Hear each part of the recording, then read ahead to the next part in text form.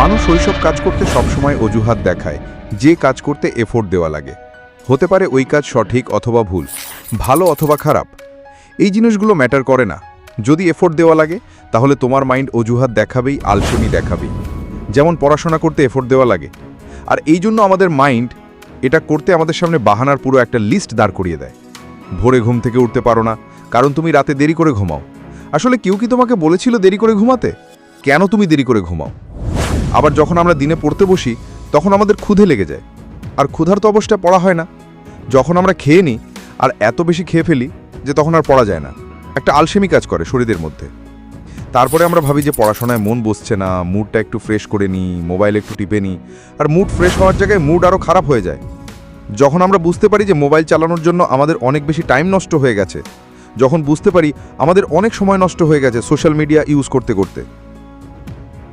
মাইন্ডের কাছে যখনই চয়েস আসে, হয় সেই কাজ করো যা এখন এই টাইমে তোমার জন্য সবচেয়ে বেশি জরুরি, অথবা ওই কাজ করো যাতে তোমার ভালো লাগে। আর তখন তোমার মাইন্ড সেটাই করবে যেটা তোমার ভালো লাগবে।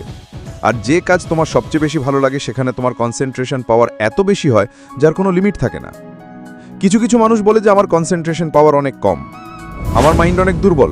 আসলে দুর্বল নয়, এটা দেখো যে তোমার কোন কোন কাজ সবচেয়ে বেশি ভালো লাগে, আর সেখানে তোমার ফোকাস এতটাই বেশি হয়, আর এতটাই হয় যার কোনো লিমিট থাকে না। এখানে সহজ কথা হলো এটাই যে যদি তুমি তোমার মাইন্ডের হিসেবে চলো তাহলে তোমার মাইন্ড তোমাকে ধ্বংস করবে। কারণ তোমার মাইন্ড সেটাই চয়েস করবে যেটা তোমার ভালো লাগবে। আর এটা সবসময় খারাপ জিনিসই থাকে। তোমার কিছু ফ্রেন্ড থাকবে যার মধ্যে কয়েকজন অনেক সামনে এগিয়ে যাবে, আর কয়েকজন যেখানে আছে সেখানেই পড়ে থাকবে। কিন্তু আজ তো সবাই সেম লেভেল আছে, মোটামুটি সবার জন্যই ভালো সুযোগ সুবিধা আছে। তাহলে কি কারণ যার জন্য কেউ এগিয়ে যাবে আর কেউ যেখানে আছে সেখানেই পড়ে থাকবে? কি এমন কারণ যার জন্য কেউ লাইফে ভালো কিছু করে ফেলে আর কিছু মানুষ লাইফে কিছুই করতে পারে না? দেখো, সব মানুষের কাছে চয়েস প্রতিদিন থাকে। চয়েস তোমাকেই করতে হয়। হয় ওই কাজ চয়েস করে ফেলো যা তোমার জন্য জরুরি নয় বাট তোমার ভালো লাগে। আর যখন তুমি এগুলো চয়েস করবে তোমার খেয়াল থাকবে না যে কোনটা তোমার লাইফ নষ্ট হতে পারে আর কোনটায় ভালো হতে পারে। কিন্তু তোমার উন্নতি ডিপেন্ড করবে তোমার এই চয়েসের উপরেই, যে তুমি আসলে কি চয়েস করছো। একটা কথা সব সময় মনে রাখবে, যদি তুমি জীবনে কিছু করতে চাও তাহলে তোমার রাস্তা ঠিকই মিলে যাবে। আর তোমার লাইফে যদি কিছু করতে না চাও তাহলে তোমার অজুহাতও মিলে যাবে। আর যদি অজুহাত দেওয়া শুরু করে দাও তাহলে তুমি সেখানেই থেকে যাবে, তুমি কিছুই করতে পারবে না।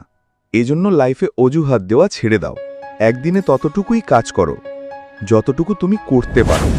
নিজেকে নিজেই বোঝাও যে আমি ওসব জিনিস থেকে সরে যাচ্ছি যা আমার লাইফের ওপর ডিপেন্ড করে। আর আমি সরে যাচ্ছি কেন? শুধুমাত্র মেন্টাল প্রেশারকে বাঁচার জন্য। তোমাকে এটা মানতে হবে যে বিনা পরিশ্রমে কেউ উপরে উঠতে পারে না। আর হ্যাঁ, যদি সূর্যের মতো উজ্জ্বল হতে চাও তাহলে তার দিকে হাঁটতে হবে।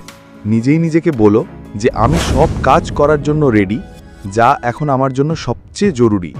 এখনই কাজ করার জন্য যতই পরিশ্রম দরকার, যতই কষ্ট হোক, আমি রেডি ওই সব কাজ করার জন্য। স্টার্টিং একটু কষ্ট হবে বাট পরে নিজেরই ভালো লাগবে। সুতরাং একদিনে তুমি যতটা কাজ করতে পারো তা করে ফেলো।